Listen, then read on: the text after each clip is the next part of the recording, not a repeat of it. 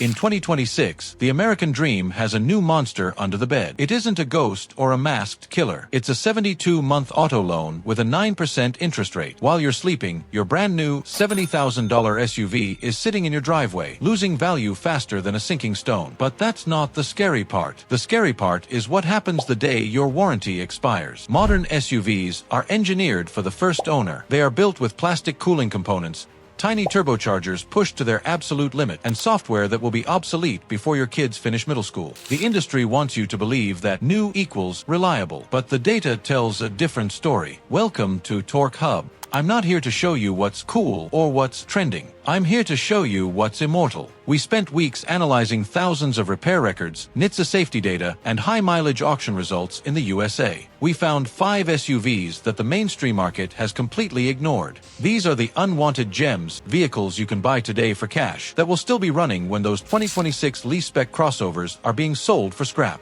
If you're tired of being a subscription customer to a dealership service department, pay attention. And if you haven't yet, hit that subscribe button. We don't do fluff, we do forensic automotive truth. Number 5. The sleeper luxury tank, Acura MDX, second generation, 2011 to 2013. Number 5 on our list is a vehicle that most people walk right past on a used car lot because of its shield, grille, and a dashboard that looks like a 2005 BlackBerry. This is the second-generation Acura MDX, specifically the 2011 to 2013 model. In a world where every new SUV is powered by a 2.0-liter four-cylinder that sounds like a sewing machine, the MDX hides a masterpiece under the hood, the 3.7-liter J37 V6. This isn't just any engine. This is one of the last high-displacement, naturally aspirated V6s Honda ever perfect. In the 2011 Plus models, Acura addressed the early oil consumption issues found in the 2007 to 2009 versions. They also paired it with a heavy-duty 6-speed automatic that is significantly more robust than the jerky 9 speeds found in newer models. But why is it dirt cheap? Because it's thirsty. It requires premium fuel and gets about 18 miles per gallon combined. In 2026, that scares people. But do the math. If you save $40,000 by buying a used MDX for $9,000 instead of a new one, you could buy gas for the next 15 years and still be profitable. And then there's the SHAWD, Super Handling All-Wheel Drive. This isn't a slip and grip system found in a RAV4. It's a true torque vectoring system that can send 70% of the power to the rear and 100% of that power to a single wheel. It's mechanically over-engineered for a grocery getter, and that is exactly why it lasts. You must check the timing belt history. It's the Achilles heel. If it hasn't been done every 100k miles, the engine is a ticking time bomb. But do that one service, and you have a 300,000-mile tank for the price of a used Vespa. If the Acura MDX is a scalpel, our next 2 entries are sledgehammers. In the mid-2010s, the industry shifted. They stopped building SUVs on truck frames and started building them on car platforms. Why? Because they're lighter, they get better gas mileage, and, conveniently for the manufacturers, they don't last 20 years. But if you look at the used market right now, there are 2 vehicles that were cancelled by the public for the wrong reasons. Number 4. The poor man's 4Runner, Nissan Xterra, second gen, 2011 to 2015. In 2026, a clean 5th-gen Toyota 4Runner is still selling for nearly its original MSRP. It's a Toyota tax that has become a financial nightmare, but sitting right next to it on the lot, often for less than half the price, is the Nissan Xterra. Specifically, you want the 2011 to 2015 models. If you know anything about Nissans, you've heard of the SMOD, the strawberry milkshake of death. It was a defect in the radiator that allowed coolant to mix with transmission fluid, destroying the gearbox. This single issue tanked the Xterra's reputation. But here is the truth. Nissan fixed this completely by late 2010. The 2011 to 2015 models are immune. What you're left with is a body-on-frame monster with a VQ40DE 4.0-liter V6. This engine is a descendant of the same V6 found in the Nissan Z cars. It's chain-driven, naturally aspirated, and virtually indestructible if you keep oil in it. The Xterra has no carpet in the trunk. It's all easy-clean plastic. It has a physical lever for the transfer case in some trims. It's a vehicle built for people who actually go outside. While new SUV owners are worried about scratching their touchscreens, Xterra owners are 250,000 miles deep into the wilderness. It is the ultimate nobody-buys-it sleeper because everyone is too busy overpaying for a Toyota badge. Number 3. The Land Cruiser's big brother, Toyota Sequoia, first gen, 2001 to 2007.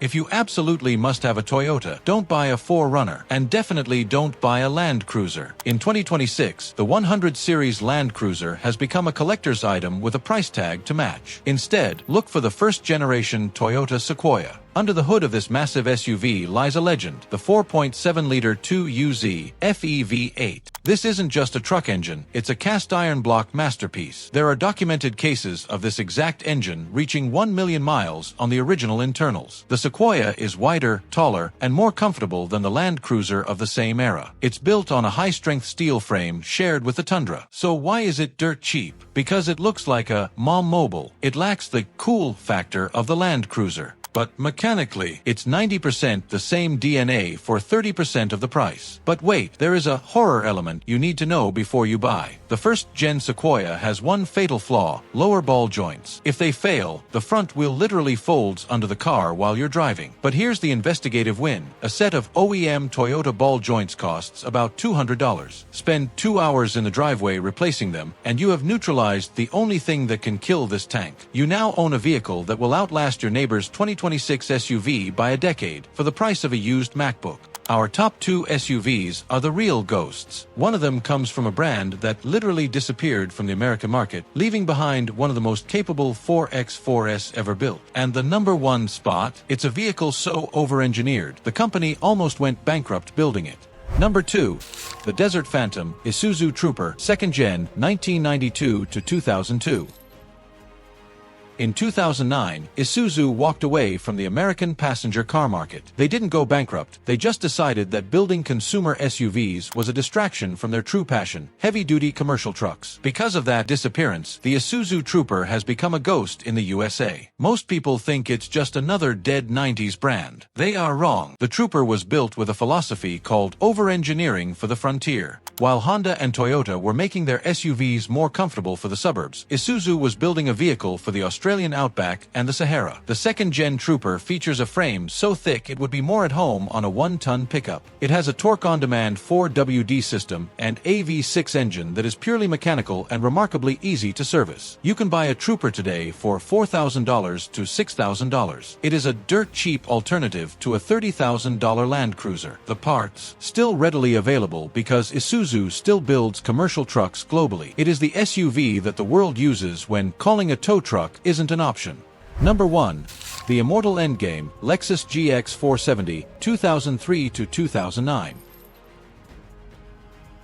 And now, the number 1 spot. A vehicle so over-engineered that Toyota's accountants reportedly hated the engineering team for how much it cost to develop. This is the Lexus GX 470. In the USA, this was marketed as a luxury vehicle for suburban families. But that was a mask. Underneath that leather and wood trim, this is a Toyota Land Cruiser Prado 120. While every other luxury SUV from 2005 is currently rotting in a junkyard with air suspension failures and fried electronics, the GX 470 is just getting warmed up. It uses the 4.7 L2UZ FE V8, the same million-mile engine we discussed in the Sequoia, but it's built in the Tahara plant in Japan, widely considered the most precise automotive factory on Earth. Why nobody buys it? In 2026, it's seen as old-fashioned. It's bulky, the rear door opens the wrong way, and the gas mileage is terrible. But here is the horror for the rest of the industry. This car doesn't care about your mileage. We are seeing GX 470s with 400,000 miles on the original transmission. If you buy a new $80,000 SUV today, it is designed to last 150,000 miles. You can buy a GX 470 for $12,000, spend $3,000 on preventative maintenance, and it will still be running when your neighbor's 2026 SUV is being recycled into soda cans. The horror of the modern car market is a choice. You can be a victim of depreciation and planned obsolescence, or you can be an owner of a machine that was built to outlast you. The 5 SUVs we showed you today aren't cool by modern standards. They don't have 15-inch touchscreens or semi-autonomous driving, but they have integrity. Before you sign your life away on a 2026 loan, do your forensic research. Look for the Tahara build tags. Look for the iron blocks. Look for the vehicles the world forgot. If you found this investigation valuable, subscribe to Torque Hub. We are dedicated to providing the real-world data the dealerships don't want you to see. Now, I have a question for you. What is the highest mileage you've ever seen on a vehicle that was still dirt cheap to maintain? Drop it in the comments. We're looking for our next investigation, and your data might just lead the way.